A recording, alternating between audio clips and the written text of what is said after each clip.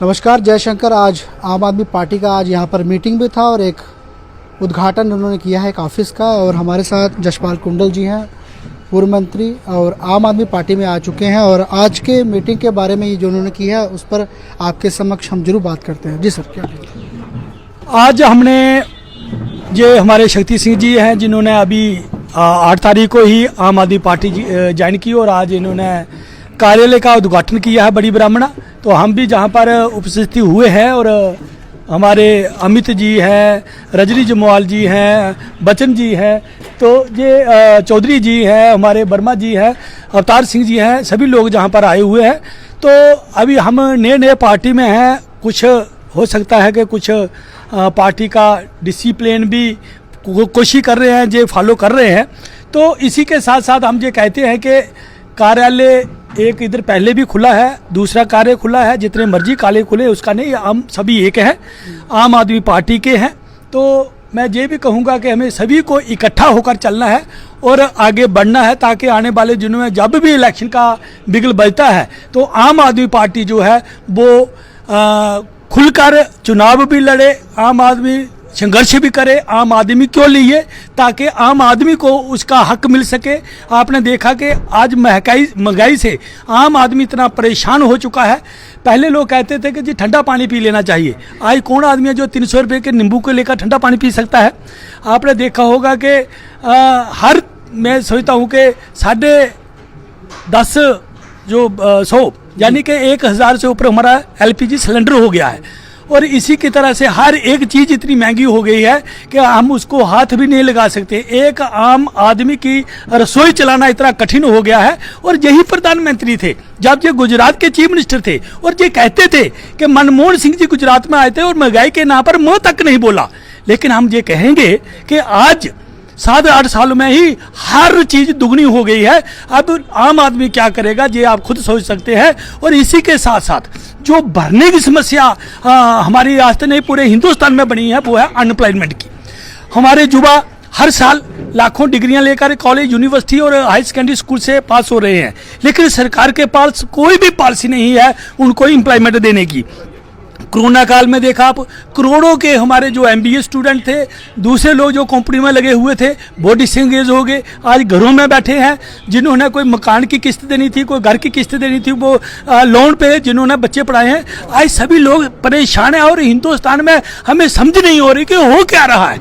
लोग जात पात की राजनीति इतनी सख्त बना दी है। ये वही गांधी का हिंदुस्तान हुआ करता था, ये वही हिंदुस्तान था कि जहाँ पर हिंदू, मुस्लिम, सिख, ईसाई सबसे आपस में बाई। लेकिन आज आप देख रहे हैं कि स्टेटों में लड़ाए जा रहे हैं, लोगों को इतना सख्त किया जा रहा है। ये हमारे भारतवर्ष के लिए अच्छा नहीं होगा। हमें सभी को एक मुट्ठ होकर चलना होगा, संघर्ष करना होगा और हिंदुस्तान को आगे ले जाना होगा। आपने देखा पहले जो हमारे पड़ोसी मुल्क हैं जैसे पाकिस्तान, प्रॉक्सी वार हमारे जम्मू कश्मीर में चलाए रखा है। आए दिन मिलिटेंसी जो हमले हो रहे हैं, अटैक हो रहे हैं, हमारे पुलिस के ऊपर, पैरामिलिट्री फोर्स के ऊपर अटैक हो रहे हैं, लोगों के ऊपर अटैक हो रहे हैं। तो हमें बड़ी सोच समझ के चलना होगा। और मैं ये समझता हूँ कि आने वाले दिनों में आम आदमी का जो है साथ देना होगा, ताकि जम्मू कश्मीर में चैन आ सके और सभी को, आम आदमी को उनका हक मिल सके।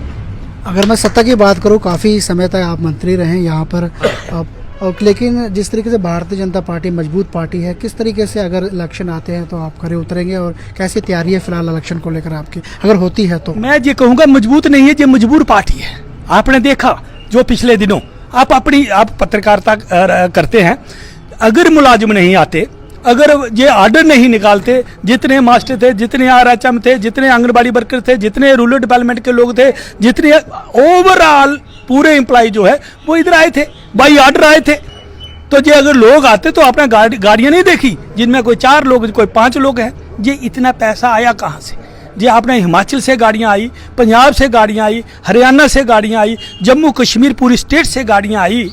तो आज आपने देखा कि हर डिस्ट्रिक्ट में भारतीय जनता पार्टी का कार्यालय है। कुंडल साहब, देश के प्रधानमंत्री सभी के हैं, ऐसा नहीं कि देश के प्रधानमंत्री का वेलकम सभी पार्टी को करना चाहिए, क्योंकि एक के प्रधानमंत्री नहीं है।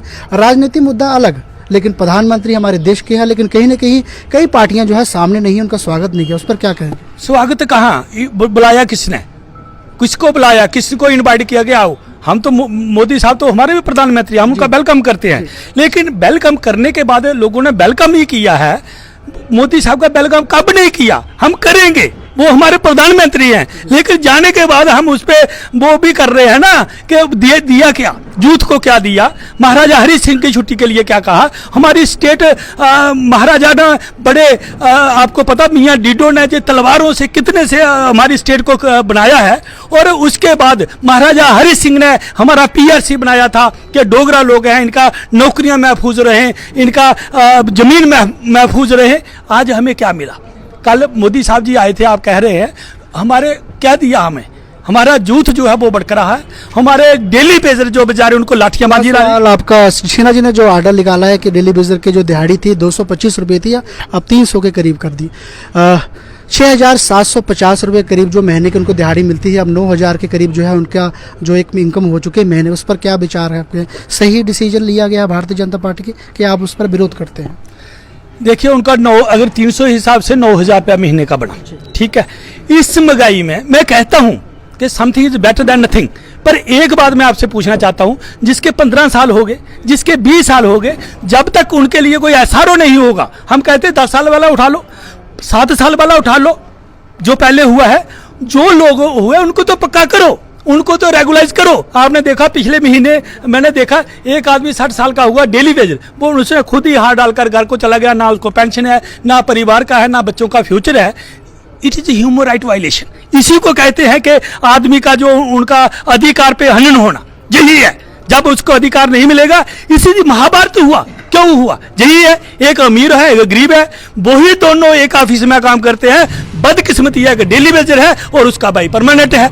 जब सरकार के पास ये पॉलिसी नहीं होगी तो मैं ये कहूंगा कि ये आप कहते हैं कि अमन चैन आएगा, नहीं होगा। 9,000 से क्या बनता है? और फिर वो आदमी आप ड्यूटी भी पूरी लेते हो, उनको जहां तो करो कि आपने 15 दिन काम करना है, एक महीना करना है। तो जब इन लोगों को उनका अधिकार नहीं मिलेगा, ना उन बच्चों का फ्यूचर बन सकता है, ना उनका अपना बन सकता है, ना हमारी रियासत का बन सकता है। और कहीं ना कहीं ये सरकार में त्रुटि है। मैं कहूंगा कि जिनके भी 7 साल पूरे हुए हैं उनको सभी को रेगुलाइज करो, बाकी को 9,000 दो। जहाँ जहाँ 7 साल पूरे हो जाते हैं वो उसको पता होना चाहिए कि पूरे 7 साल कंप्लीट होने के बाद मैं रेगुलाइज हो जाऊंगा, मुझे विद इफेक्ट मिलेगा, मुझे पेंशन मिलेगी, मुझे जो मेरा जीआरएफ जो भी मैंने कटवाया पैसा, पीपीएफ जो भी होगा वो मुझे मिलेगा।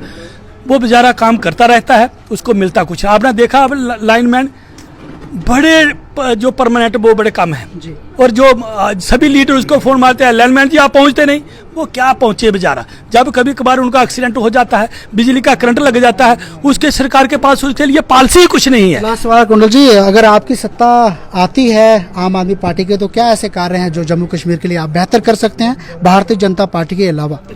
देखिए हम काम करने वाले लोग हैं। जब मैं पहली बार एमएलए बना, मैंने सांबा में कहा था कि सांबा में डिस्ट्रिक्ट देंगे, सांबा में डिग्री कॉलेज देंगे, सांबा में इंडस्ट्री लगाएंगे, सांबा में पॉलिटेक्निक कॉलेज देंगे, सांबा में वीरभूमि पार्क बनाएंगे, सांबा में स्टेडियम बनाएंगे, और रूरल इलाके में ब्रिज देंगे, रूरल इलाके में हम रोड देंगे। आज घर घर रोड पहुंचाया है, आज घर घर में हमने पानी दिया है।